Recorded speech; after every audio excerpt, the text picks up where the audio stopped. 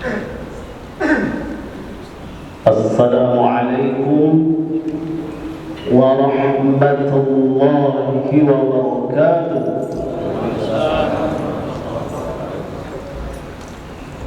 Bismillahirrahmanirrahim. Alhamdulillahilladzi kataba 'alaina shiyam Ramadan. Asyhadu an la ilaha illallah wahdahu la syarika lahu.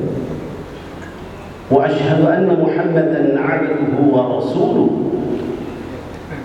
Allahumma shalli wa sallim 'ala nabiyyina Muhammad wa 'ala alihi wa ashabihi ajma'in. Subhanaka la 'ilma lana illa ma 'allamtana innaka antal 'alimul hakim. La hawla wa la quwwata illa billahil 'aliyyil 'azim. Allahumma faqihna fid din wa 'allimna at-ta'wil.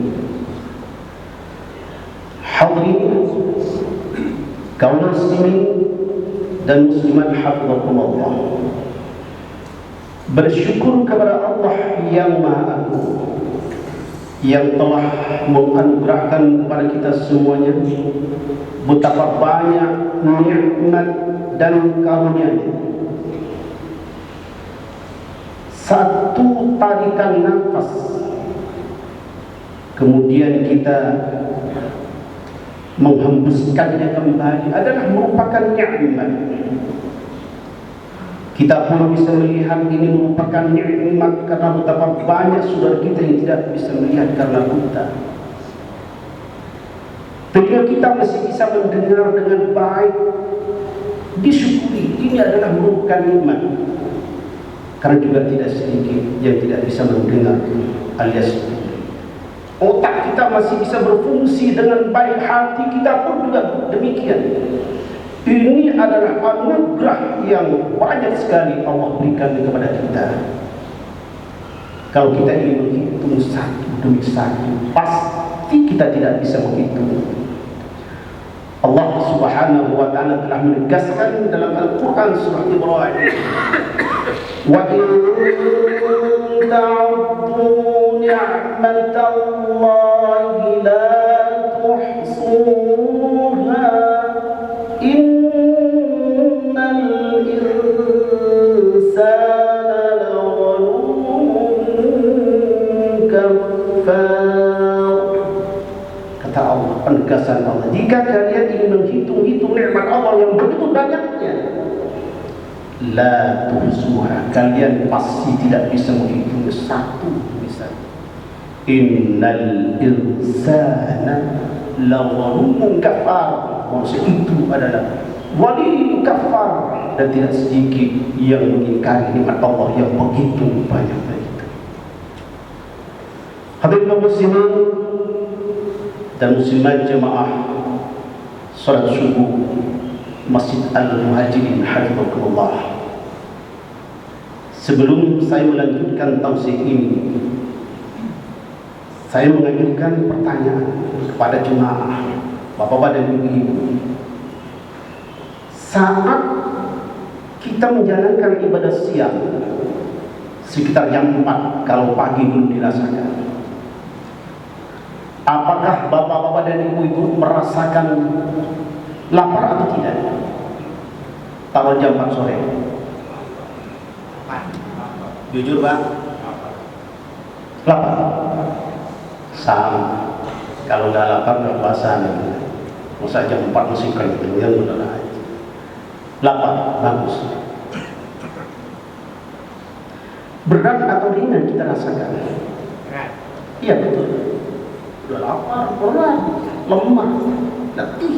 Beda dengan yang nggak puasa. Energi kalau nggak puasa. Hadirin, masih terhitung awal Ramadan, tanggal 8 April. Saya kebagian tugas di Geraha Pertamina yang pusat Jumat itu, persis di depan rumah sakit Budi Kemuliaan sebelum BI terbayar. Karena ada sebuah keperluan, saya coba coba belok kiri, ada kebun di belakang. Begitu saya toleh kiriman, innalillahi, ternyata itu masih di awal Ramadan. Banyak saudara kita yang tidak berpuasa. Beduk dia pindah sekitar jam setengah, ya sekitar jam 11. Orang kita, saya yakin orang kita, oh di warung ramai tidak berpuasa. Ibu-ibu sudah tahu di Tanah Abang belum? Maksudnya belanja, udah belum? Kalau belum, coba hari ini nanti sekitar jam 10 lah, itu sudah buji bumba yang nggak berpuasa itu sudah kita, bukan yang matanya sipit kelihatan. Orang apa sudah nggak mampu. Ada saudara kita itu kemampuan berpuasanya hanya 3 hari, hanya di 1 pekan, ada 15 hari, bahkan hanya tinggal sedikit Ramadan dia sudah buka, nggak mau terusin. Kenapa demikian? Jawabannya yang paling mendasar adalah karena aki imannya masih kurang full. Semua lapar, kenapa yang lain bisa sampai 1 bulan? Kok nggak bisa? Tas aki imannya masih kurang sempurna. Biasanya Bapak dan Ibu, kalau orang sudah tidak berpuasa, dia juga tidak sholat.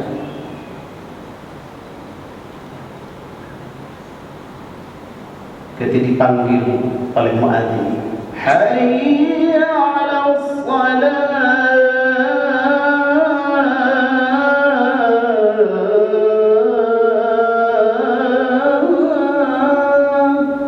tetap beraktivitas, yang makan. Coba saksikan saja. Maka saya katakan, orang kalau sudah tidak berpuasa, biasanya dia tidak sholat. Padahal sholat itu, kalau kita lihat dari rukun Islam itu adalah urutan yang kedua, sedangkan puasa keempat. Kenapa tidak sholat? Lagi-lagi aki imannya masih kurang baik, kurang kuat.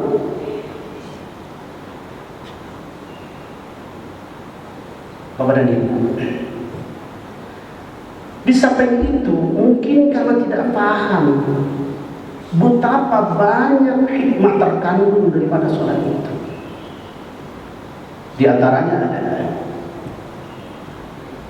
pelakunya mampu akan melahirkan sikap tawadhu dan mengubur dalam rasa arogan. Bisa dibuktikan? Oh bisa. Bapak Ibu sholat dalam sehari semalam itu, saya punya hitung-hitungan termasuk sholat sunat rawatibnya. Itu kita melakukan takbir itu lebih dari 100 kali. Lebih dari 100 kali. Allahu Akbar. Apa pengakuan kita pada saat kita takbir? Ya Allah, Engkau Maha Besar. Allahu Akbar. Aku kecil, tidak ada apa-apa di hadapan kecil, ya Allah.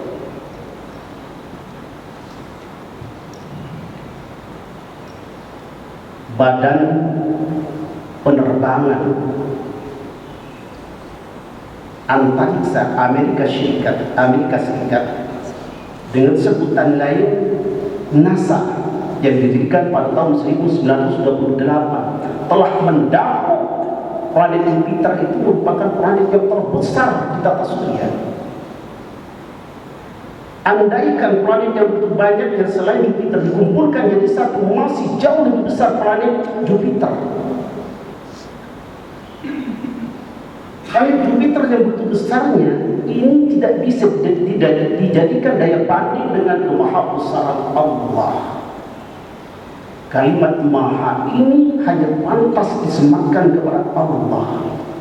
Kalau ada orang kaya sekali, udah sampai kaya sekali aja, atau mungkin boleh dengan kata-kata super kaya, sangat kaya sekali.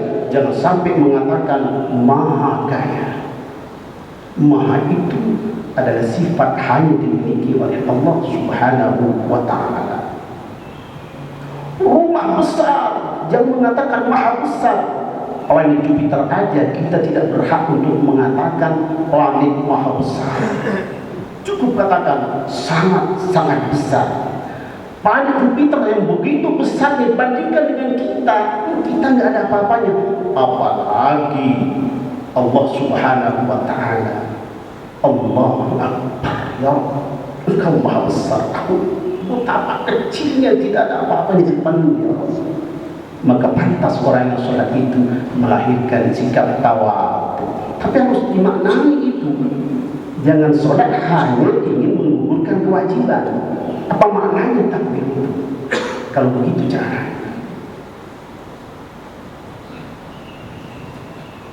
Kemudian hikmah daripada sholat itu sendiri adalah kepasrahan kepada Allah. Semakin bagus akidah kita, semakin kuat. Coba kita renung. Begitu kita sholat, Allahu Akbar, yang kita baca adalah doa iftitah. Ada yang membaca Allahumma ba'id, bagus.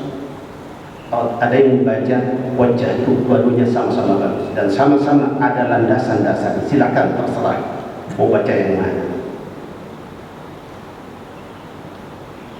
Wajjahtu wajhi lilladzi fatara as-samawati wal ard. Kuhadapkan pintu hatiku lilladzi fatara as-samawati wal ard, terhadap Zat yang menciptakan langit dan bumi, hanifan, lurus, musliman, berserah diri. Wa ma ana minal musyrikin, ya Rabb, aku ini bukan orang musyrik. Baik, berikutnya perlu kita sadari, inna sholati, sesungguhnya sholat, wa nusuki, dan seluruh amal ibadahku, wa mahyaya wa mamati, hidup dan matiku, lillahi rabbil alamin, hanya semata karenamu ya Tuhan semesta alam. Itu MOU kita dengan Allah, Pak. Jangan kita pada saat kita sholat lillah, di luar sholat kita tidak lillah lagi. Kalau kita ingin mendapatkan marudhatillah, apapun pekerjaan kita, muaranya harus lillahi rabb. Itu. Kawalan ibu yang berhormat, sejatinya sholat yang kita lakukan itu pasti dilakukan secara berjemaah. Berjemaah ini, sholat berjemaah ini bagi kaum Adam itu berbeda-beda pendapat ulama. Ada yang mengatakan sunat muakkad, bahkan ada juga yang mengatakan itu merupakan fardu kifayah. Jadi minimalnya sunat muakkad. Oh, itu umum hadisnya. Sholatul jama'ati afdalu min sholatil fadhi 27 darajatan. Sholat berjamaah itu lebih utama daripada sholat sendirian 27 derajat. Kalau sendirian dapat 1, kalau berjamaah dapat 27. Karena berbagai alasan, umpamanya tidak sanggup untuk sholat berjamaah setiap waktu. Maklum di Jakarta tinggalnya sibuk. Ada 3 waktu yang tolong jangan sampai terlewatkan. Itu sudah nitip. Pertama, Isya. Yang kedua, subuh. Yang ketiga, asar. Sabda Nabi, "Lau ya'lamuna ma fil 'atamati was-subhi la'atawhuma walau habwan." Andaikan kalian tahu, orang-orang itu tahu tentang fadilah daripada ibadah salat Isya dan salat subuh, niscaya mereka itu akan mendatangi kedua waktu itu, walaupun kedatangan mereka harus dengan cara merangkak. Luar biasa. Kalau kita bertanya, dan apa sih fadilahnya kok sampai Nabi bilang seperti itu? Maka dalam hadis yang lain Rasul menyatakan, man shallal isya'a fi jama'atin faka'annama qama nisfal lail, wa man shalla subha fi jama'atin faka'annama shallal laila kullah. Siapa orang yang salat isya secara berjamaah, maka ia seperti salat separuh malamnya. Satu salat isya berjamaah, bapak seperti salat separuh malam. Hebatnya.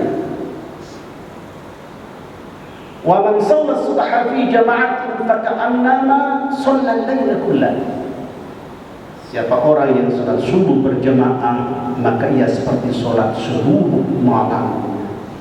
Salat subuh, salat yang paling pendek, salat fardu yang lima waktu itu, salat yang rakaatnya hanya 2. Ngantuk Pak Ustaz, memang 2 tapi ngantuk. Kenapa tengah malam ya? Kalau sholat tahajud nonton bola pantas ya. Jadi harus berani melawan ngantuk. Subuh ini sangat utama, disebutkan sampai 2 kali.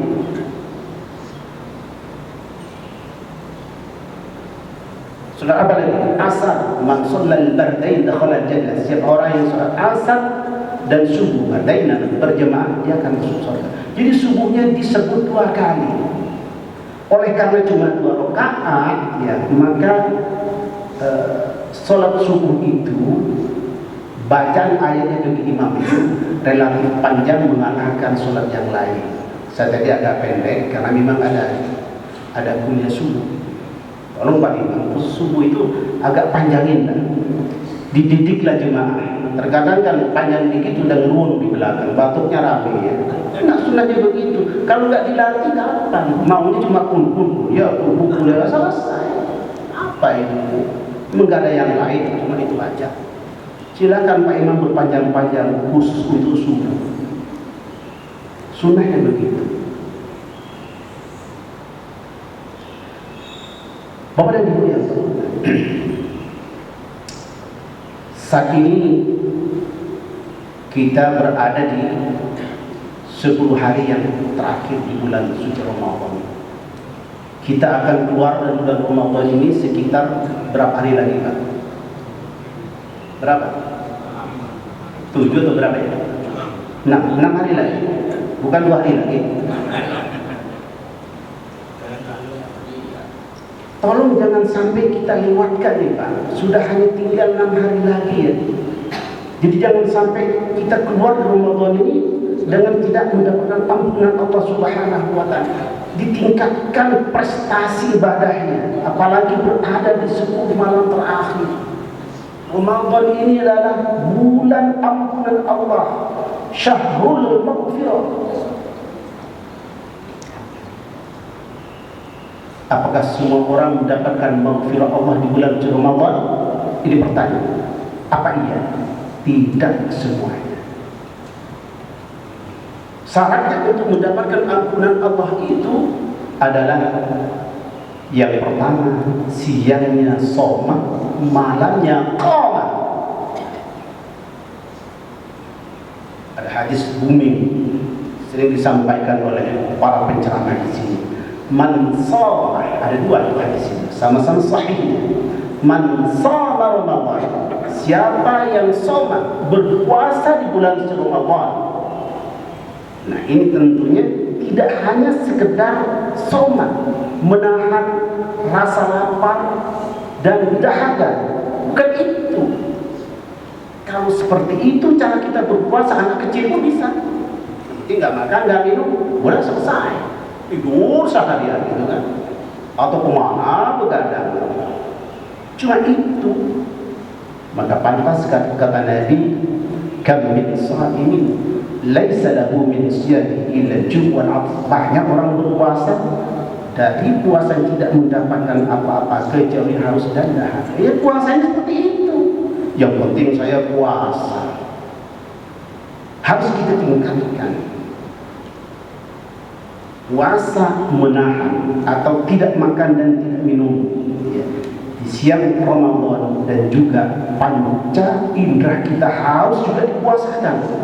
Mata kita, ini mata ini organ tubuh yang berpotensi mendatangkan dosa. Percaya nggak? Oh iya.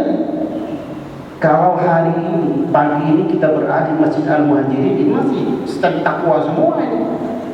Apalagi habis sholat, dengarkan ceramah. Coba siang sedikit nanti, ada keperluan mau tawaf di mall, apa yang kita lihat?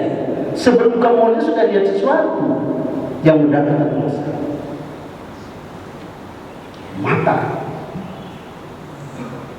telinga berpotensi mendatangkan dosa. Ada pertanyaan, Ustaz, boleh nggak dengar musik? Musik apa dulu? Ya.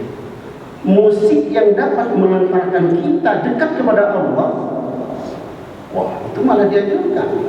Kalau saya dengar musik, kok nambah ketakwaan saya. Saya dengar musik, kok semakin jauh dengan Allah, tinggalkan. Apalagi itu Ramadan, sedang berpuasa, dengarkan yang lain. Ada, wah tidak kurang-kurang pembaca Quran yang bagus-bagus di Saudi, ada namanya Sudai.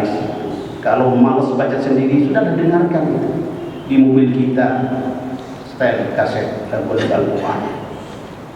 Itu bermanfaat, akan mendongkrak nilai ketakwaan kita kepada Allah Subhanahu wa Ta'ala. Telinga juga harus berpuasa.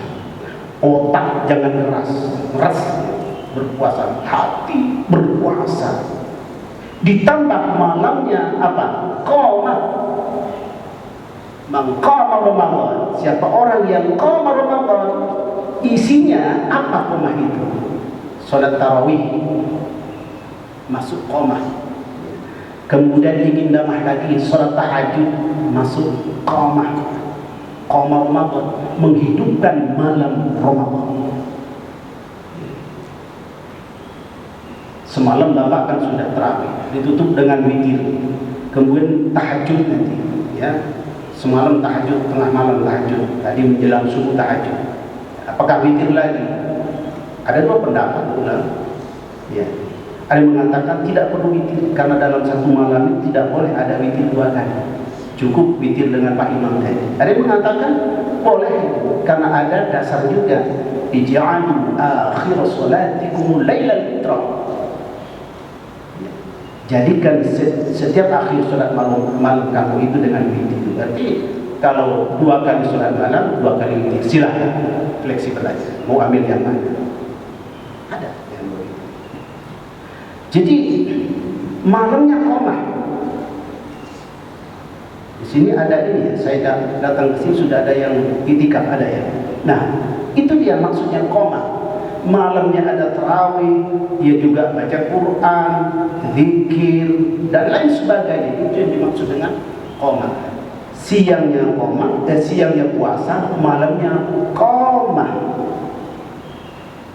Di 10 malam yang terakhir. Ya. Kata Rasulullah SAW, "Idza dakhala 'ashrul awakhir min Ramadan, ahya lailahu." Bila mana Rasul masuk 10 malam terakhir di bulan Ramadan, ahya lailahu, menghidupkan malamnya, wa ayqadha ahlahu, dan dibangunkan keluarganya, wajadda, beliau pun sungguh-sungguh, wasyaddal izar, beliau kencangkan ikat pinggang. Maksud tidak main-main itu di 10 malam terakhir itu. Kita siap nggak niru Nabi Nabi? Kemauan ada, tapi kalau persis Nabi berat, karena itu Nabi. Iyalah itu Nabi. Kalau persis Nabi nggak mungkin. Itu Nabi. Kita ini umat beliau. Nabi sebagai suri teladan. Kita beribadah sesuai dengan kemampuan kita. Ada jumlahnya di dalam agama. Ibadah ini tidak boleh dipaksa-paksakan kemudian kita menjadi bosan. Oleh karena itu masing-masing orang kan punya daya kemampuan beda-beda. Yang sudah tua mungkin tahajudnya cuma sekian rakaat, yang masih muda lebih dari sekian.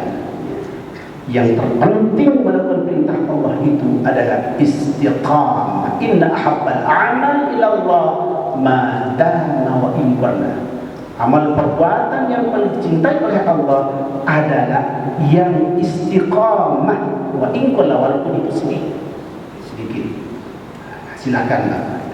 Tapi jangan lebay juga, karena sedikit padahal bisa yang lebih banyak. Masa tiap malam tahajud cuma 2 rakaat, coba tingkatkan. Ya pemula 2 rakaat, coba Bapak belajar. Kok merasa ringan 2 rakaat? Sudah sekian malam ditambah lagi 2 rakaat lagi. Kok merasa ringan, tambah lagi 2 rakaat lagi, tambah lagi sampai 8 rakaat. Witirnya 3 sekaligus. Kan nyaman. Memang tidak langsung sekaligus Pak, tergantung pembiasaan. Itulah. Jadi melaksanakan perbuatan perintah Allah itu adalah sesuai dengan kemampuannya. Ittaqullaha mastata'tum. Takutlah, bertakwa kepada Allah sesuai batas kemampuan kamu. Tapi bukan maknanya begini loh. Saya nggak bisa berdiri Pak, nggak sholat. Karena nggak bisa berdiri sholat, kemudian nggak sholat, bukan begitu. Yang nggak bisa berdiri duduk dan seterusnya. Yang penting sesuaikan dengan kemampuan kita. Tapi juga harus dilatih. Ramadan adalah bulan tarbiyah. Ini momennya di Ramadan ini. Seluruh aktivitas yang kita lakukan di bulan Ramadan ini aplikasinya sebetulnya nanti setelah Ramadan, dimulai dari Syawal. Syawal itu maknanya meningkat. Mestinya gregetnya lebih greget daripada puasanya. Apapun yang kita lakukan di bulan Ramadan itu aplikasi di bulan lain setelah Ramadan. Syawal masih hebat-hebatnya, masih energi karena berkat tarbiyah bulan Ramadan. Bulan berikutnya sedikit agak melemah. Pas masuk bulan Rajab betul-betul lemah. Ya. Sya'ban agak meningkat lagi, Ramadan dibakar lagi, ditarbiyah lagi. Jadi kita ini sedang melatih diri, Pak. Melatih diri. Nanti kita berdoa kepada Allah supaya Allah berikan kekuatan buat kita untuk melanggengkan amal perbuatan yang biasa dilakukan di bulan suci Ramadan. Kalau di bulan suci Ramadan biasa tahajud, kenapa tidak di bulan Ramadan? Itu mesti lebih tinggi lagi, lebih digiatkan lagi. Bapak Ibu yang terhormat, demikian yang dapat saya sampaikan. Semoga bermanfaat buat kita semuanya. Hadanallahu wa iyyakum ajma'in wa afu minkum. Wassalamualaikum warahmatullahi wabarakatuh.